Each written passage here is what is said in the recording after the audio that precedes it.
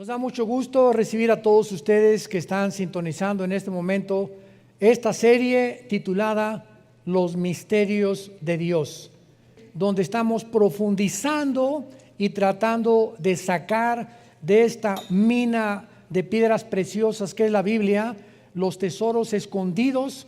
Como dice el rey Salomón, gloria de Dios es esconder un asunto y es nuestra responsabilidad sacarlo a la luz. Así que Dios encripta, esconde tesoros, revelaciones en lenguaje metafórico, simbólico, para que nosotros tengamos la diligencia, la perseverancia de estar escudriñando, profundizando y no leyendo ya superficialmente las Escrituras. Y cuando de veras nos abocamos a una investigación profunda de la palabra de Dios, no, como dicen los jóvenes, no nos las vamos a acabar, nos vamos a sorprender, vamos a darle gracias a Dios, porque cada día un cristiano siempre tiene que decir: Dios mío, hoy me sorprendiste con esta cosa que ahora entiendo en la Biblia. Y si ya pasó una semana, 2 semanas que no te ha sorprendido con alguna iluminación que Dios te haya dado en tus devocionales de la Biblia, pues la sigues leyendo superficialmente. Vamos a ver ahora el misterio de la serpiente y de Jerusalén. Tal vez no terminemos y la próxima continuaremos, pero es importantísimo lo que vamos nosotros a descubrir. Abran sus Biblias en el capítulo 3 del libro del Génesis. Y antes de entrar en materia, recordemos que otra vez enfatizo, Dios ha encriptado. Dios ha escondido a través de símbolos, de metáforas y de números. Porque hay un lenguaje de Dios en la numerología de la Biblia que se llama gematría, con G de gárgara. Gematría es la rama de la teología que estudia la numerología bíblica. Y como de las 22 consonantes, porque el alfabeto hebreo tiene puras consonantes, no tiene vocales. De estas 22 consonantes que se forman el alfabeto hebreo, cada una de las vocales tiene un número. Es un ejemplo nada más que les voy a dar ahorita.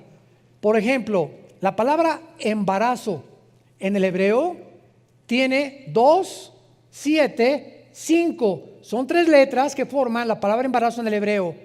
Y son los 275 días del embarazo de una mujer.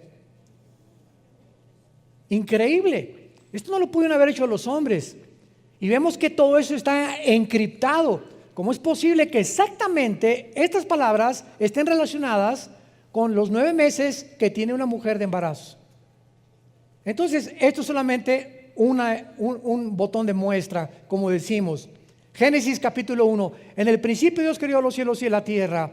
Bereshit ha Elohim asamayin aeretz. Son 7 en el hebreo, son 7 palabras, y la del medio es un menorá. 3 a la izquierda y 3 a la izquierda, y en medio el 7, que es Jesús. Porque 3 a la derecha y 3 a la izquierda del menorá es el número del hombre. Fuimos creados en el sexto día. Y cuando Jesús entra a nuestra vida, pasamos de la mundanalidad a la espiritualidad con Jesús. ¿Qué es lo que significa el menorá? Y es el símbolo de vida nueva para el mundo. Es un menorá, vida nueva para el mundo. Ustedes entienden por qué lo tenemos como símbolo también. Muy bien, estos solamente son botoncitos de muestra. para que de veras se agarren y digan: ah, caray, este está sabroso, ¿verdad? Qué rico está el postre. Muy bien, de la misma manera que esto es claro en el Antiguo y el Nuevo Testamento, en el Nuevo Testamento llega Jesucristo y comienza a hablar en parábolas. ¿Qué son las parábolas? Son comparaciones de cosas terrenales con espirituales o viceversa.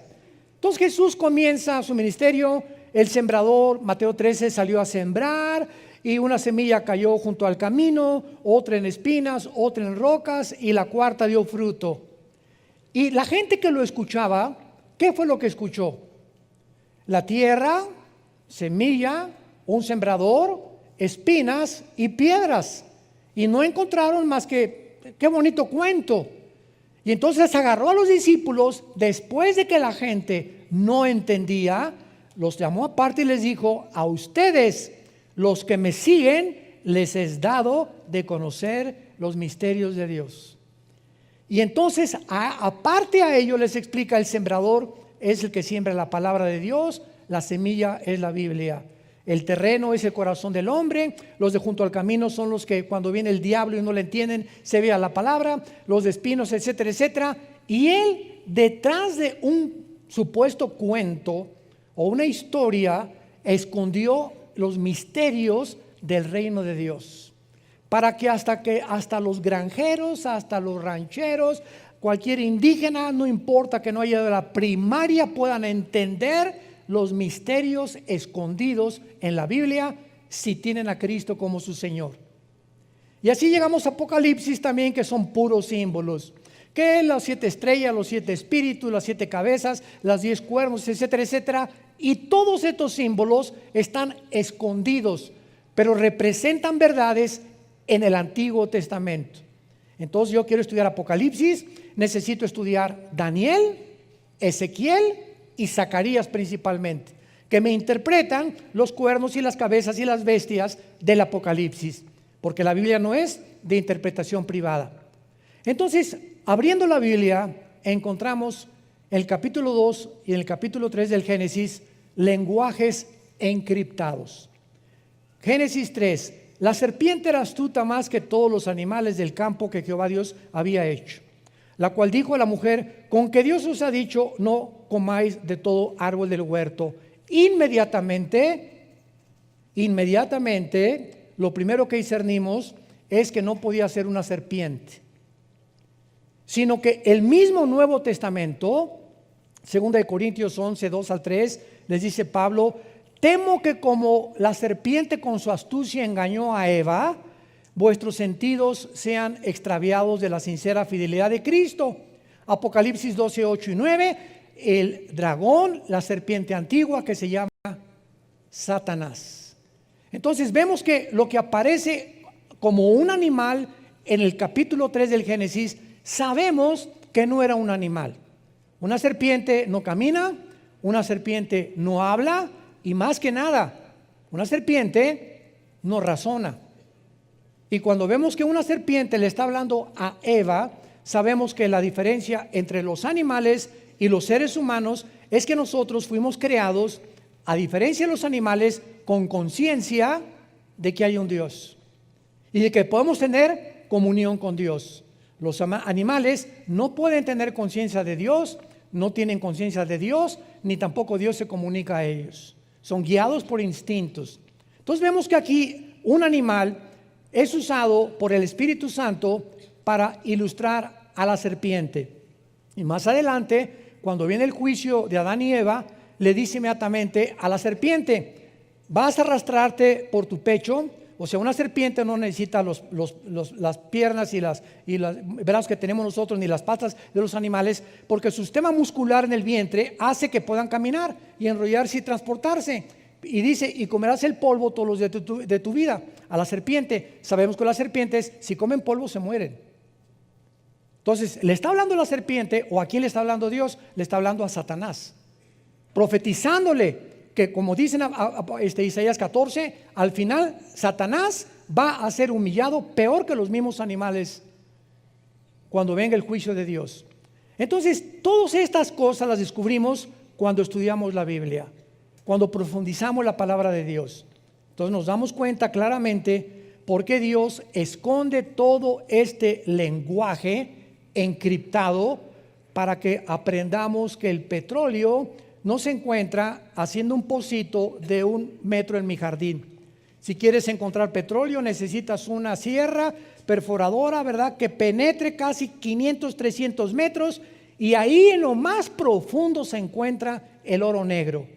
Los tesoros de la Biblia no se encuentran leyendo: Jesucito mío, mi dulce compañía, no me desampare noche en el día. Amén. Y ese es el devocional. Padre, te damos gracias por estos alimentos que nos has dado, y dáselos a los que no los tienen. En nombre de Jesús, amén. Mejor cómprate un perico que él diga esa oración. Nos comenzamos a volver autómatas y comenzamos a actuar automáticamente sin ya estar nuestra alma y nuestro corazón ni en los mismos alimentos. Ya lo decimos como algo memorizado, Ya no, Padre, te doy gracias en este momento por estos chilaquilitos. Y en este momento, Padre, te pido por mi hija que se acaba de ir. Te pido por esto, Padre, gracias porque esta mañana nos trajiste con bien. Pero comenzamos a recitar y a volvernos robots religiosos. Y así pasa con la lectura de la palabra de Dios también. Muy bien.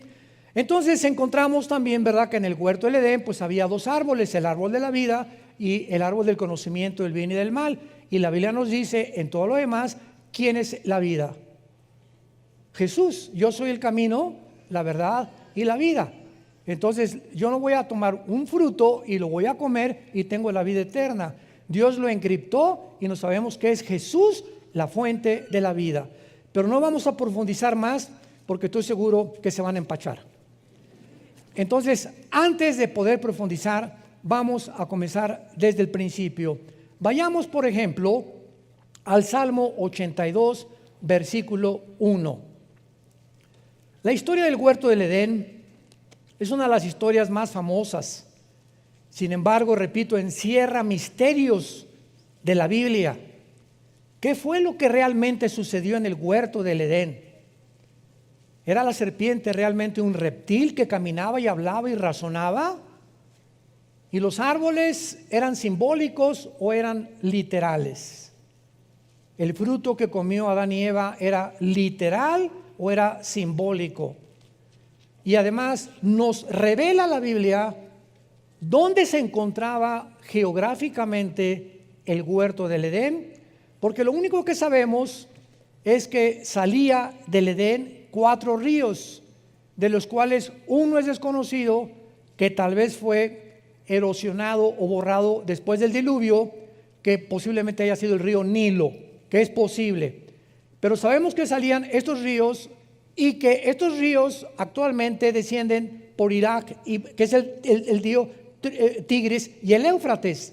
El Tigris nace en Turquía y recorre casi todo el Medio Oriente y desemboca en el Golfo Pérsico.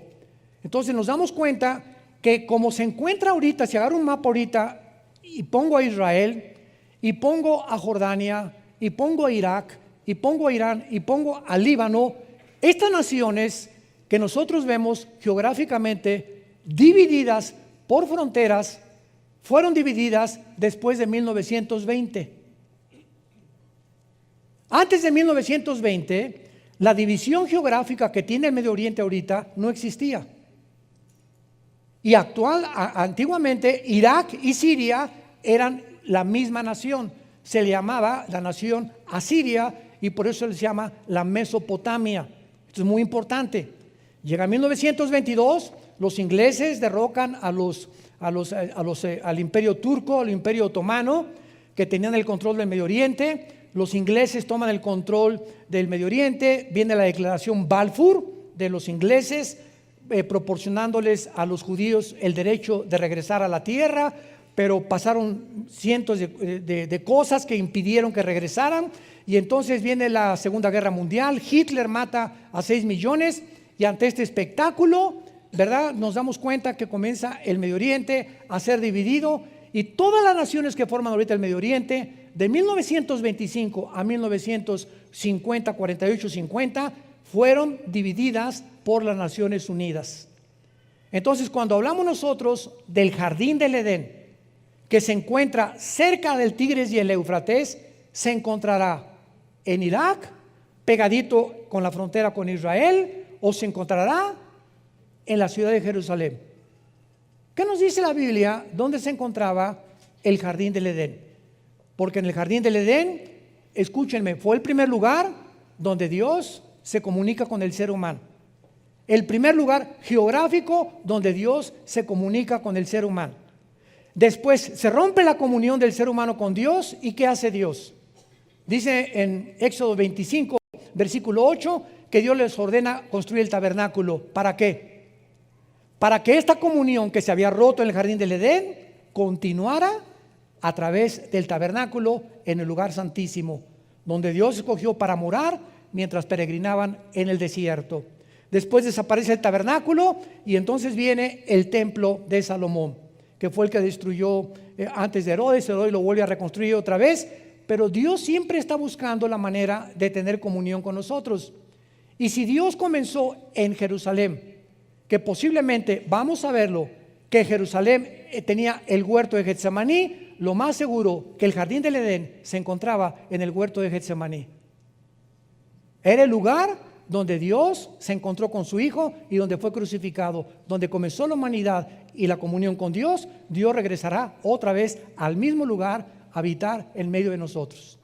Por lo que podemos asegurar y adelantarnos que es posible, pero tenemos que mostrarlo bíblicamente, porque no es de interpretación privada, que posiblemente el huerto del Edén se encontraba en la ciudad de Jerusalén. Pero antes, más sorpresas. ¿Ya se abrocharon el cinturón? Bueno, Salmo 81. Vamos a ir con calma, porque si no, como dije, decía mi abuelita, te empachaste. ¿Qué es el empacho, verdad? Cuando comemos demasiado y la digestión no se hace posible. ¿Y qué pasa cuando de repente una verdad nos es revelada por el Espíritu Santo y yo no estoy preparado desde antes a comenzar en una orquesta, una sinfónica, hay la obertura? Viene lo del medio y viene un clímax, tan al final la novena sinfonía de Beethoven o la 10ª sinfonía de Beethoven, y viene el clímax. Imagínense que el director comenzara con el ¡pum!, con el clímax, no, ¿verdad? Sino que comienza la sinfónica, tararán, tararán, tararán, tararán, y nos va llevando los que aman la música clásica, y siempre en las oberturas y las sinfónicas hay un clímax, los músicos lo saben, y así nos lleva Dios. No nos lleva Dios y nos dice a un niño de 3 años, ¿cuánto es la raíz cuadrada de 27? Y el niño, ¿perdón? Apenas sabe multiplicar y dividir. Entonces, así es la Biblia. Cuando hablamos de muchas cosas demasiado profundas, que ya estamos grandecitos para aprenderlas, es cuando comenzamos a girar, y si no explicamos desde la A, la B, la C y la D, se empachan. No hay una palabra teológica para esto, más que se marean o les cayó mal o no han digerido espiritualmente lo que la Biblia dice. Romanos 82, Salmo 82. Dios está en la reunión, no oigo. No oigo. No tengan temor, dicen, no le saque. ¿Está en la reunión de qué? ¿Nunca te has preguntado eso? ¿Cuáles dioses? ¿Qué acaso Jehová, Dios, Deuteronomio 6, del 8 al 10, Shema Yisrael, Adonai Eloheinu, Adonai Echad, oye Israel, el Señor Dios, Jehová tu Dios, uno es? ¿Quién no es uno Dios? ¿Quiénes son estos dioses que continuamente habla la Biblia? ¿Y cómo es posible que diga que Dios, porque apúntalo, la palabra Dios es Eloah, y cuando se le pone el I-N, Elohim, es plural? Entonces, aquí encontramos al Dios singular en medio de dioses. Y vamos a ver quiénes son estos dioses que la Biblia menciona, porque dice en medio de los dioses juzga, no dice juzgan. O sea, lo primero que encontramos es la palabra traducida a Dios o dioses Elohim, que es una de las palabras más usadas en el Antiguo Testamento, porque en Éxodo 21:6 se traduce jueces. A muchos jueces se les decía dioses. Dioses paganos, Éxodo 18:11. A los ángeles muchas veces, Salmo 8 versículo 5, se tradujo Elohim, se les llama dioses. Y a hombres, en Éxodo 7:1 le dijo Dios a Moisés, Aarón me será Dios ante Faraón. Muy bien, ahora vamos a entender esto. Cuando nosotros hablamos y decimos creo en Dios, no estamos diciendo nada, porque el diablo también cree. El diablo no es ateo. Una vez una señora me dijo, yo creo en Dios, y le pregunté inmediatamente, ¿en cuál? ¿Cómo que en cuál? Los hindúes tienen 6 millones de dioses. Los griegos tenían su mitología griega al dios Neptuno, al dios Zeus, etcétera, etcétera. Cuando me dice, creo en Dios, ¿qué me está diciendo la señora? Usemos la lógica elemental. Estoy creyendo, yo creo que hay algo superior. Nada, es lo único que me está diciendo. Algo superior. Ok, hay muchas cosas superiores que se les llaman dioses. En la Biblia, a los ángeles, a muchos demonios se les llaman dioses. A todas las criaturas divinas debajo de Dios se les llama dioses. Y hay personas que se les llamaron Elohim también en el Antiguo Testamento. Ahora bien, este término Elohim se aplica también a los ángeles caídos, como a los ángeles obedientes. Y cuando Satanás tienta a Eva, ¿se acuerdan qué le dijo? Serán, pero está en plural, no dice serán como Dios, ahí apúntalo, es Elohim, serán como los dioses. O sea, Satanás dice, hay un mundo, una dimensión invisible en el universo de criaturas que Dios ha creado debajo de él, pero que están bajo el gobierno de Dios, y todas esas criaturas se llaman dioses porque gobiernan o tienen autoridad espiritual. Entonces, lo que le estaba diciendo la serpiente o Satanás a Eva es: tú puedes tener un conocimiento de el que tenemos nosotros allá arriba en el cielo. Y cuando Adán y Eva supuestamente se comen el fruto prohibido, más adelante dice Dios en el capítulo 3, tratemos de impedir que regresen al huerto del Edén, porque si comen del huerto del Edén en estado caído, van a vivir eternamente. Entonces, cuando Dios los saca del huerto del Edén, hace en su misericordia, porque no podían vivir en pecado eternamente. Entonces fue una misericordia de Dios lo que hizo, pero Dios hace una cosa tremenda en Génesis 3, serán como nosotros, sabiendo el bien y el mal. Si ellos comen otra vez, serán como nosotros, sabiendo el bien y el mal. Fue una parte de la verdad que Satanás le dijo a Eva, mezclada con la mentira.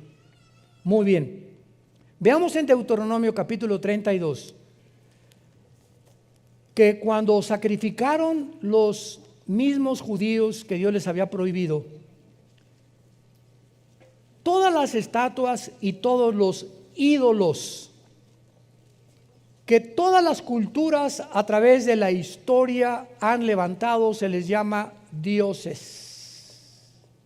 El dios Tlaloc, tu padrino, el dios de los vientos, el dios Zeus. Al diablo se le conoce como un dios también. Entonces, cuando decimos Dios, ¿qué queramos decir? Un ser superior nada más.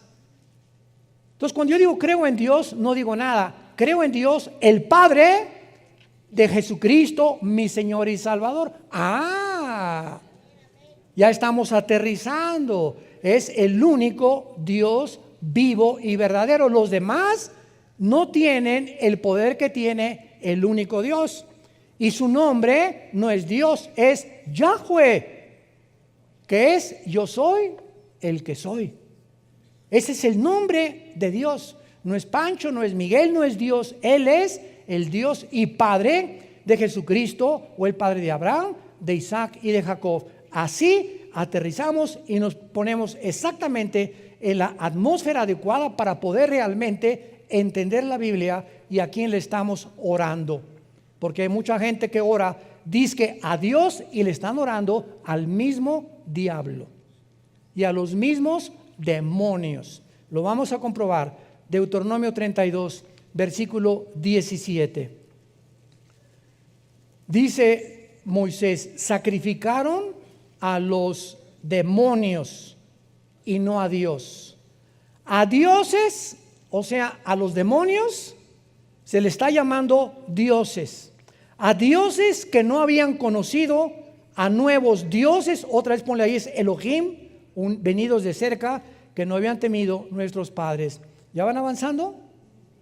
Ya van descubriendo que esa palabra Elohim no habla más que en plural de dioses, y Dios singular Eloah. Cuando es el in aumenta el plural en el hebreo.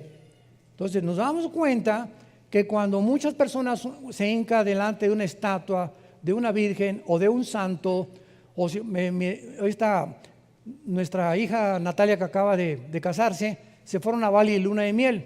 Me dice, papá, es el lugar más barato de México, de más que la Riviera Maya. En Bali, $100 diario con todo incluido en los hoteles, no te imaginas, pero está a casa allá donde nace el aire. Yo le digo, a mí no que me inviten, me aviento 18 horas en el avión y ¿para qué fui, verdad? Bueno, se fueron para allá y me decía, papá, no te imaginas la cantidad de templos que había por todos lados. Y diferentes estatuas, diferentes ídolos y las, ¿cómo se llama? Las que ponen arriba de las iglesias también. Y bueno, por todos lados, todos estos ídolos y todo Tlaloc y a todo lo que el mundo le llama dioses o implica algo con lo sobrenatural, son demonios. Detrás de esas construcciones, que de alguna forma magnética atraen a esas personas a que los adoren.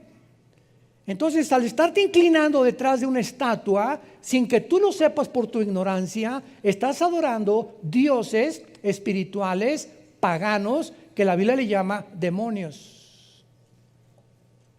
Cuando la mujer samaritana se enfrentó con Cristo, ¿se acuerdan Juan 4? ¿Qué le dijo a la mujer samaritana?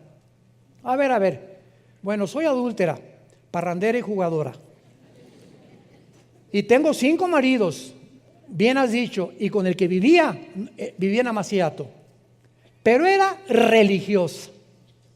Y a las 12 del día fue a sacar el agua porque las mujeres prostitutas no podían ir a la hora en que las mujeres decentes recogían el agua a las 8 a 10 de la mañana. Por eso se le encontró a las 12 del día. Y Cristo sabía y tenía una cita, Cristo, para encontrarse con esta mujer exactamente en esa hora donde las peores mujeres iban a recoger el agua, porque Él venía por las pecadoras, no venía por las que se creían sanas. Y la mujer le dijo samaritana a Jesús, es que mis padres adoraron en ese monte, y ustedes los judíos dicen que en Jerusalén. Era samaritana ella, peleados con los judíos. Y Cristo, ¿qué le contesta? Mujer, la hora viene cuando ni acá, ni allá, ni allá, ni en ese templo, ni en esa iglesia, ni acá, ni musulmanes, ni hindúes, en ningún lado se encuentra la adoración, porque mi Padre es espíritu, y los que le adoran en espíritu y en verdad es necesario que le adoren. Pero Jesús, antes de esta explicación, le dice, créeme a mí. ¿Cómo podemos encontrar cuál es la verdadera religión? No hay ninguna verdadera religión. Créele a Jesús. No seguimos ninguna religión. Cuando me dicen en Estados Unidos, en las aplicaciones, ¿a qué religión pertenece? Le pongo ninguna. A ver, venga, ¿para qué oiga, pero usted es pastor, ¿cómo que no? Yo no soy religioso. El cristianismo no es una religión, Señor. Discúlpeme, pero lamento su ignorancia. El cristianismo es una relación personal. Usted puede ser católico, remojado, bautizado, con viernes primero, hindú, etcétera, etcétera, e irse al infierno. La religión no salva a nadie. Jesús vino al mundo para invitarnos a que le abriéramos nuestro corazón y que nos quitara las vendas y guiarnos a la verdad. Y seguimos a un hombre llamado Jesucristo, que fue crucificado, enterrado y resucitado los 3 días. Él es nuestro Dios. Todos los demás son dioses falsos. Dice Santiago 2, los demonios también creen y tiemblan, pero nunca obedecen.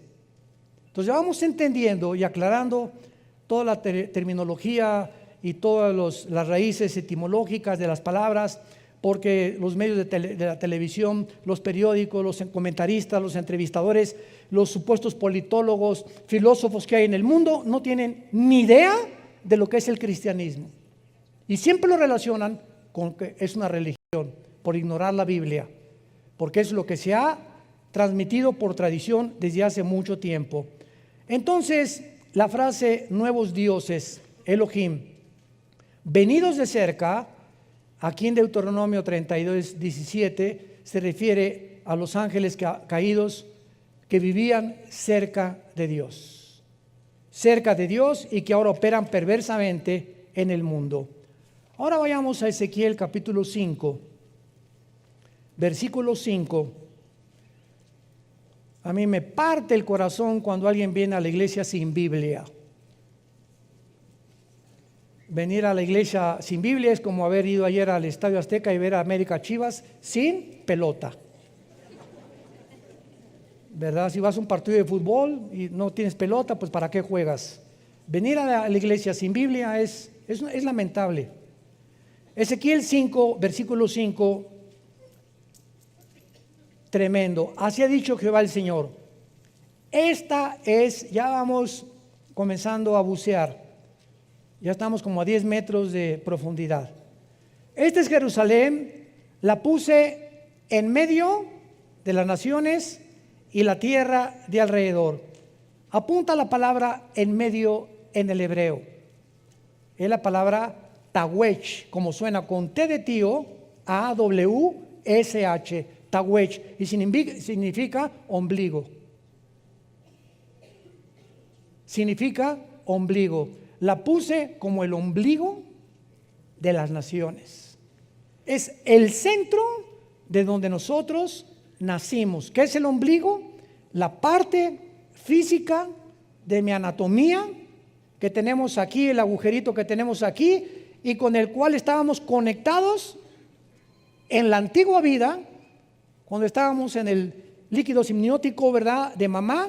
Ahí era lo único que nos conectaba, y cuando nacemos a esta dimensión y salimos de la dimensión de la matriz de la mamá al mundo, lo primero que hacen es que cortar el cordón umbilical que ya nos separa de la antigua vida a la nueva vida. Y cuando Dios le llama a Jerusalén el ombligo, está diciendo que desde ahí nació la ley, de ahí Dios vino a morir, ahí fue crucificado, ahí estuvo en el huerto del Edén, ahí fue donde el monte Moría. Abraham iba a sacrificar a Isaac. Ahí estuvo el templo de Jerusalén, el templo que está ahorita debajo de la cúpula de la mezquita de Omar. Es el centro de todo, y ahí en Jerusalén comienza la tercera guerra mundial, y en Jerusalén Dios bajará de su tercer cielo a poner su trono en la tierra en Jerusalén. Es el lugar más santo que existe en toda la historia del ser humano.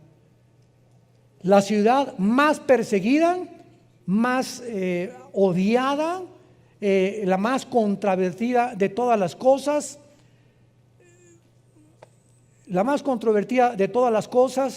y la ciudad que está ahorita a punto de convertirse en la manzana de la discordia del mundo entero. Ahora vamos a comenzar a comprobar todas estas cosas. Otros han colocado el huerto del Edén en Israel, en el monte de Sión, y de acuerdo a la historia de los judíos y al lugar donde Dios creó a Satanás, fue en el Edén.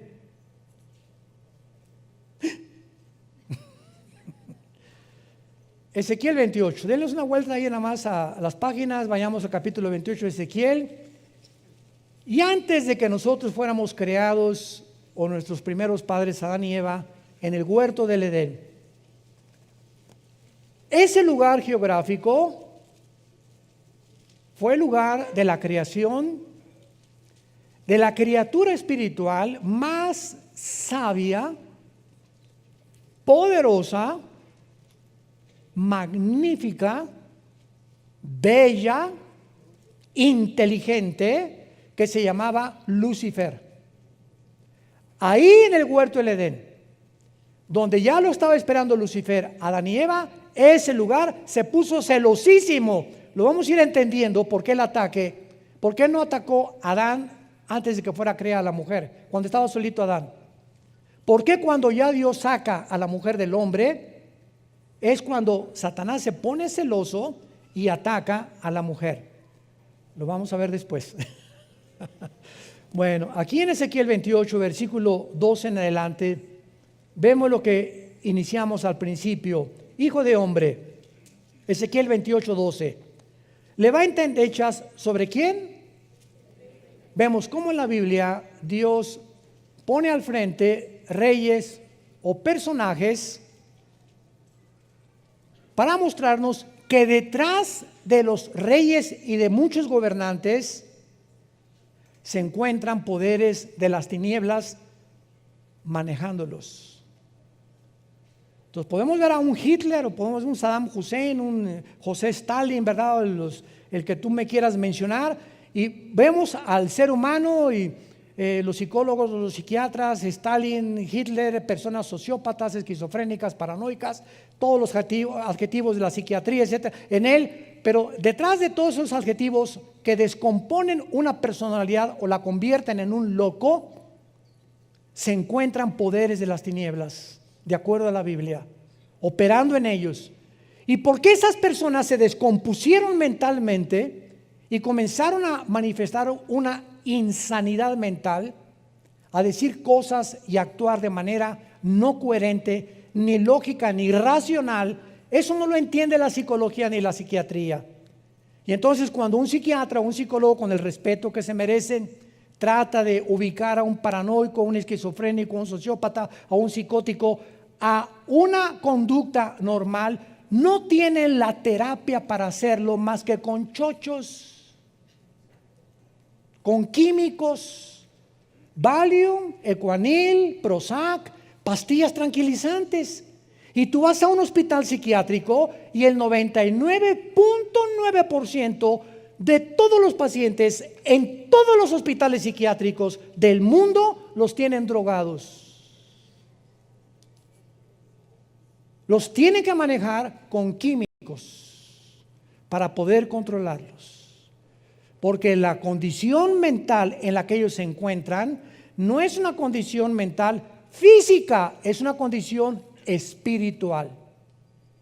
Y cuando alguien llega a desvariar o a comenzar a tener una condición de insanidad mental, a decir cosas sin sentido, incoherencias, contradictorias, cuando comenzamos a tener actitudes, en la mañana soy una persona con mi esposa, con mis jefes soy otra persona, en la iglesia tengo cara de San Clodomiro, y en la noche con mis hijos soy otra persona.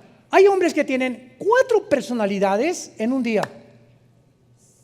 Se le llama desórdenes múltiples de la personalidad. ¿Y saben ustedes de dónde vienen estos desórdenes? ¿Por qué la persona no es íntegra? Yo soy lo mismo, tengo que ser en la iglesia el mismo, con mi esposa lo mismo, con mis hijos lo mismo, en mi trabajo lo mismo. Es lo que se llama integridad.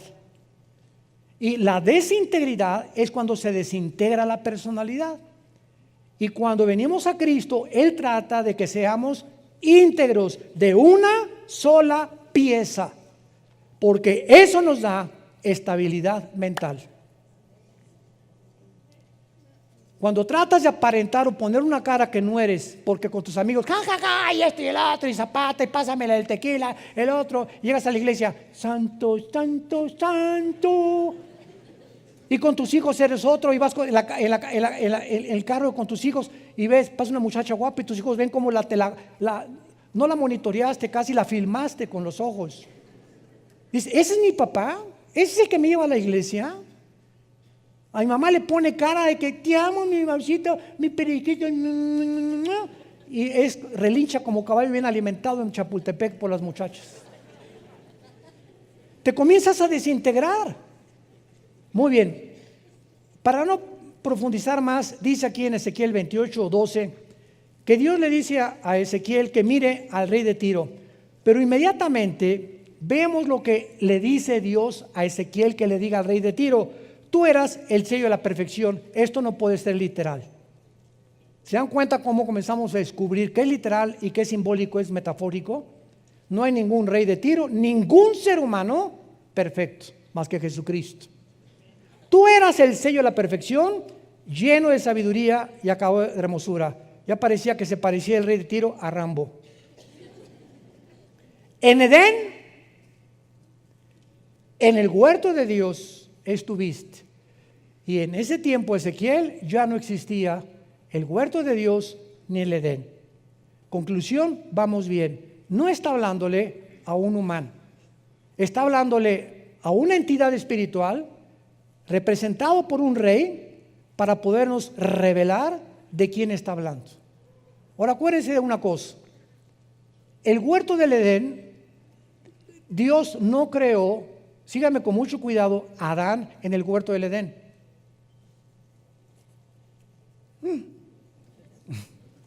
Si leen ustedes capítulo 2 del Génesis, van a ver ustedes que Adán fue creado en el Edén. El Edén es la zona geográfica que cubría tal vez la mitad de la tierra. Y el huerto del Edén fue puesto dentro del Edén. El huerto, un jardín en medio de la zona geográfica que se llamaba Edén. Entonces, el huerto era un jardín especial donde el ser humano iban a ser probados. Y Dios crea en el Edén Adán, y ahí lo dicen en Génesis capítulo 2, y lo coloca en el huerto. La única que fue formada en el huerto fueron ustedes, las mujeres, en el paraíso de Dios. Con razón. Con razón nos traen como nos traen, ¿verdad? Hoy en la mañana se lo dije a mi esposita y me dijo, ay, qué bonita cosa me has dicho, con razón, ¿verdad? Le digo, con razón te amo tanto. Las mujeres fueron creadas en un paraíso, nosotros en el barro y en la tierra y en el lodo. Y ya que estábamos en Edén, de ahí fueron ustedes sacadas dentro de nosotros con otro cromosoma que nosotros no tenemos, que son los 2 cromosomas X, y a Dios nos dejó el cromosoma Y genéticamente para hacernos completamente distintos. Pero esto es muy interesante, porque cuando venimos a la Biblia y encontramos en Edén, pero no solamente dice, sino que dice en el huerto de Dios, significa que no solamente estaba Lucifer en el Edén, sino que ahí estaba corroborando lo que Génesis 3 dice, en el huerto de Dios. La palabra huerto también se puede traducir como es la palabra Gan, G-A-N en el hebreo, Gan, y es jardín, también se puede traducir el jardín o el huerto de Dios. Pero vayamos más adelante. En Edén, en el huerto de Dios estuviste, está hablando de Lucifer. Ha sido la criatura, el querubín más perfecto, más sabio, más inteligente que Dios creó en el universo. Y vean lo que dice Dios, que Lucifer estaba vestido con piedras preciosas, cornerina, topacio, jaspe, crisólito, berilo, ónice, zafiro, carbunclo, esmeralda y oro. Cuando vemos las vestiduras del sumo sacerdote en el Antiguo Testamento, y cuando él entraba al lugar santísimo en el mes de septiembre, ahorita nos encontramos en el mes de septiembre, octubre, en Tishri, ahorita es Rosh Hashanah para los judíos, que es la fiesta de las trompetas. Muchos creen que en esta época es cuando Cristo viene al arrebatamiento. Muchos creen, no estoy seguro, puede ser o no puede ser, pero no sabemos eso, no podemos ser dogmáticos. Pero cuando el sacerdote entraba al lugar santísimo en este mes de Tishri, entraba con una fila de piedras preciosas, y son las piedras preciosas que usaba Satanás. Son exactamente las piedras que encontramos aquí también. ¿Qué nos habla esto? Que Satanás, antes de caer, no era su nombre. Satanás significa adversario, si lo quieres apuntar, en el hebreo Satán. La palabra diablo tampoco es su nombre. La palabra diabolos en el griego significa el que acusa o el que calumnia. Pero su nombre es Lucifer. Ese es el nombre de Satanás y del diablo, Lucifer. Los demás son títulos. Entonces, Lucifer, de acuerdo a la Biblia, era o ejercía una especie de sacerdocio en el cielo. Vamos a seguir leyendo. Todas estas cosas, dice la Biblia, esmeralda, los primores de tus tamboriles y flautas, estuvieron preparados para ti en el día de tu creación. Aquí la palabra creación es bara, de las 3 palabras que hay, significa de la nada. O sea, Lucifer apareció, jamás había existido, porque no es eterno más que Dios. Versículo 14, querubín grande y protector. Lucifer es un querubín caído, no es un ángel caído, es un querubín caído. Tratemos de explicar. El rango más alto de los ángeles son los querubines. Podríamos llamarles un ejército, los generales de división. Los coroneles o los tenientes coroneles son los serafines. Y debajo de los serafines están los ángeles. Entonces los ángeles significa malak, con K en el hebreo, mensajeros. Nada más. Nunca Dios ha mandado querubines más que en el huerto del Edén y en el tabernáculo, en el arca del propiciatorio, porque a los que Dios manda a la tierra son ángeles, y uno de ellos, el más importante, es Gabriel. Entonces los querubines es el rango más alto de las criaturas de Dios. No todos son ángeles. Los ángeles son los mensajeros, los serafines están alrededor del trono de Dios, esos jamás han bajado a la tierra, y los querubines, más que Satanás, ha bajado al mundo algunas veces, como lo vamos a ver. Y se le llama protector. Pregunta, ¿a quién protegía querubín. ¿Se fijan? Cuando estudiamos la Biblia, comenzamos a preguntarnos, y no nada más así, tú querubín protector, te puse el santo monte de Dios, estuviste, amén. ¿Por qué se le llama protector? ¿Había alguien a quien tenía que proteger? Lucifer, ¿te has preguntado eso? Vean ustedes cómo podemos descubrir los tesoros de la Biblia.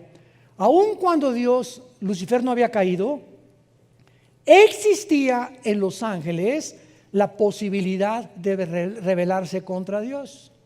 La misma capacidad que tenía Adán y Eva, que fueron creados sin pecado, pero con la posibilidad de rebelarse contra Dios. O sea, los ángeles podían pecar, Adán y Eva podían pecar. Cristo, cuando fue tentado por el diablo, pregunta, ¿podía pecar? No, no podía pecar porque es Dios. Y él no fue tentado en su divinidad. Cristo no podía pecar. Entonces, cuando Dios lo enfrenta con Satanás a Cristo, no era para probar si él podía pecar, porque Dios sabía que no podía pecar, él era Dios, era su hijo, sino para demostrar que no podía pecar. Es como cuando un ingeniero hace un puente y lo inauguran y prueban el puente, no para ver si se va a caer, para demostrarle al mundo que el puente fue construido para que no se caiga. Entonces, Cristo no podía caer en tentación porque Él era Dios. Esto es muy importante en la teología, a los que estudian teología. Entonces, Satanás sí podía caer y Adán y Eva sí podían caer y cayeron. Entonces, Lucifer estaba cuidando que cuando hubiera una rebelión en el cielo, él protegiera a Dios. Y al que Dios crea para que lo protejan y cuiden el reino de Dios en el cielo, es el primero que se rebela y inicia la rebelión en contra de su creador. Ahora entendemos por qué dice la Biblia en 2 de Pedro que a los ángeles no los perdonó Dios. Yo recuerdo antes de ser cristiano, le platiqué a mi esposa también hace como una semana, y una de las cosas que más me impedían a mí ser cristianos es que a mí siempre me ha gustado pensar mucho y leer mucho desde niño. Y yo les preguntaba a los cristianos, a mi hermano y otros que me llegaron a Cristo después, ¿Dios es bueno? Sí. ¿Por qué no perdona a Satanás? ¿No es misericordioso Dios? ¿Por qué no lo perdona? No me contestaban. Y este hombre se llamaba Giovanni Papini. Es un libro que él escribió, Giovanni Papini, tratando de criticar y de juzgar así. ¿Y por qué si Dios sabía que Lucifer se iba a revelar? ¿Para qué lo creó? Y son preguntas que requieren respuestas y que las tenemos en la Biblia. Entonces, cuando Dios crea a los ángeles, no crea a una entidad espiritual o entidades robóticas. Tenían que tener la capacidad de elegir libremente. Y como ellos fueron creados cerca de Dios y vieron a Dios, a los que mucho se les da, mucho se les pide. Por haber vivido tan cerca de Dios, no los perdonó Dios. Los seres humanos, los cristianos, nunca, dice 1 de Pedro, hemos visto a Dios. Confiamos y creemos en aquel a quien hemos visto. Vivimos por fe. ¿Qué es la fe? La certeza de lo que se espera, la convicción de lo que no se ve. Si lo veo, ya no es fe. Si yo veo un paciente que se levanta en la silla de ruedas, voy a creer. No es cierto, porque la fe no es por la vista, la fe es por el oído. Romanos 10:17. Y entendemos por qué no perdonó Dios a los ángeles. Y cuando venga el infierno y el lago de fuego, ya no va a haber tampoco misericordia en el juicio final para los seres humanos, que Dios les brindó la oportunidad, como te la brinda en esta tarde, de venir a una cruz y que escojas la vida en lugar de la maldición, simplemente porque te encarcelaste en tu orgullo, en tus pecados, en tu dureza, en tu corazón, y por ello serás responsable de las consecuencias de tus acciones y tus palabras en el día de hoy. Tú, querubín grande y protector, te puse en el santo monte de Dios. El santo monte de Dios es Jerusalén. Los rabinos judíos le llaman el monte del templo, porque Jerusalén está construida en una montaña. Cuando vayamos a Jerusalén el año que entra, vamos a ver todo eso geográficamente, con PowerPoint y todo. Va a ser un viaje maravilloso en junio del año pasado. Inscríbanse los que puedan ya desde ahorita. Va a ser un viaje, a lo mejor será el último que hagamos, no lo sabemos, ¿verdad? Pero es increíble cuando llegas a Jerusalén y aterrizas ahí en Tel Aviv, te bajas del avión, inmediatamente hay una atmósfera que no está ni en la Riviera Maya, ni en Acapulco, ni en Puerto Vallarta, ni en Bali, ni en Hawái, ni en ningún lado. Es una atmósfera que comienzas a sentir que estás en un lugar verdaderamente santo.